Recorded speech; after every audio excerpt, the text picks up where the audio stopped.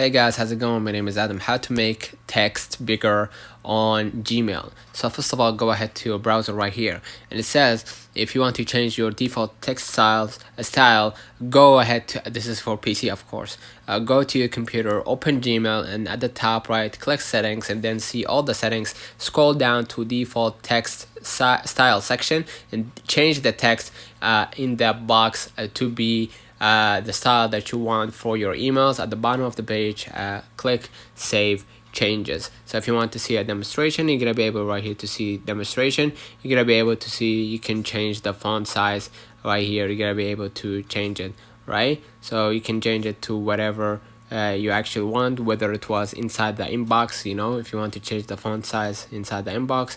But all in all, if you want to change the app, basically on your if you want to change the font size on your Gmail, all you gotta do is go ahead to the settings and then go ahead to the display brightness, and you're gonna be able to see the text size, and you're gonna be able to make it bold if you wanted to, or leave it like this. All right, let me know in the comments if this video helped you.